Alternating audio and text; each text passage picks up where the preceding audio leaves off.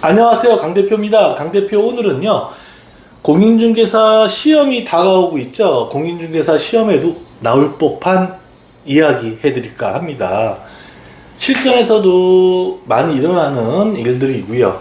오늘은요 공인중개사에 대한 자격 취소, 자격증을 박탈하는 5가지에 대해서 이야기 해드릴까 합니다. 이번에도요 시험에 나올 것 같아요. 공인중개사가 무엇을 잘못을 하면 자격증이 날아가는지. 어디로 날아간다? 세대에서 날아갑니다. 큰 잘못을 해야 되겠죠. 어떤 잘못인지 제가 5가지 이야기해 드릴까 합니다. 공인중개사 자격증은요 시도지사가 줍니다. 하니 취소도 누가 합니까? 누가? 시도지사가 합니다. 공인중개사가 5가지 위반을 한 경우 자격증을 취소해야 한다 라고 합니다.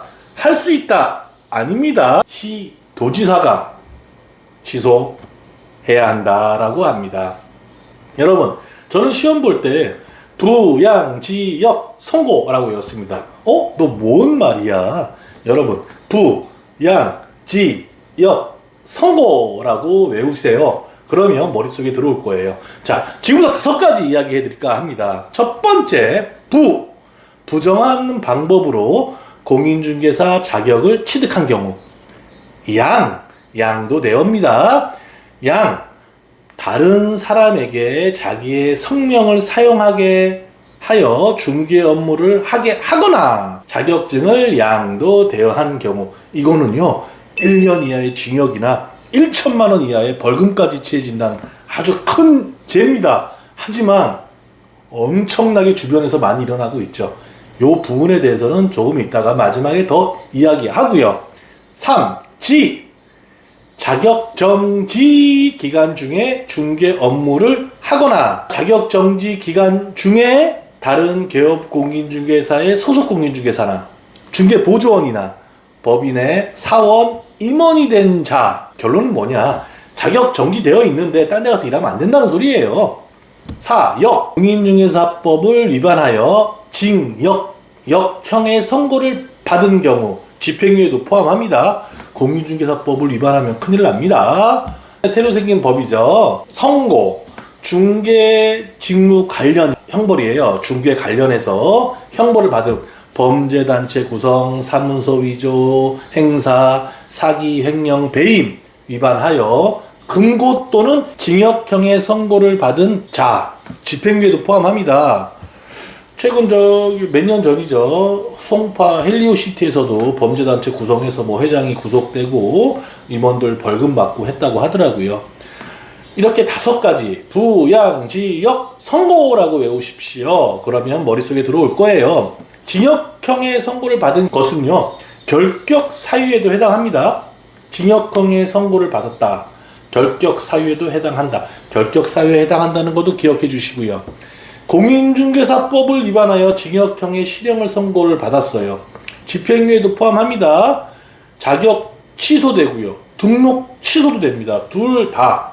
자격 취소, 자격증 날라가고 등록 취소, 사무실 날라가고 2개 다 날라간다? 뭐가 날라간다? 공인중개사법을 위반하여 징역형의 실형을 선고받거나 집행유예를 포함합니다.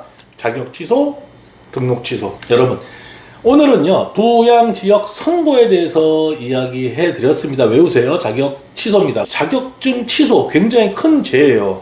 하지만 여기 실무에서는 엄청나게 일어나고 있죠. 중개 행위를 하는 자가 누군지 보세요.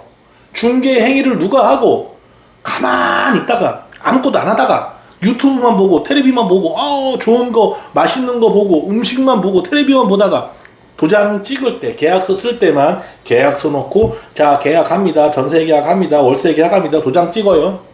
이거도 양도대여예요. 비일비재하죠. 동네에서 와이프가 일을 해.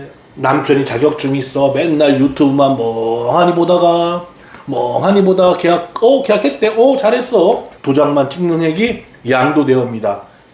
혹시나 같이 공동거래한 부동산이나 손님이 경찰서에 가서 신고하면요 1년 이하의 징역이나 1천만 원 이하의 벌금이에요. 제발 20년, 30년 동안 그런 짓거리를 했으면, 나쁜 짓거리를 했으면 안 했으면 합니다. 남편이 자격증 있어? 와이프가 일 다 해. 와이프가 자격증 있어? 남편이 일 다 해. 요즘 그런 세상 아닙니다. 큰일 납니다. 중개 행위를 하려면 자격증을 따고 하라. 뭐 자격증 없는 사람들이 건폐율, 용적률 얘기하는 것까지도 한대요. 아, 지가 뭘 한다고. 아, 고등학교도 제대로 나왔나 안 나왔나 알지도 못하는 사람이 용적률이, 건폐율이 뭔지 그 사람이 알까요? 여러분, 제가 5가지 중에 2번째죠. 양. 다른 사람에게 자기의 선명을 사용하여 중개 업무를 하거나 자격증을 양도대여한 경우.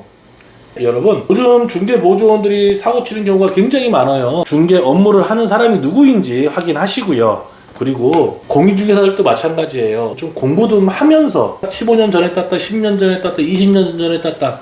자랑 아닙니다.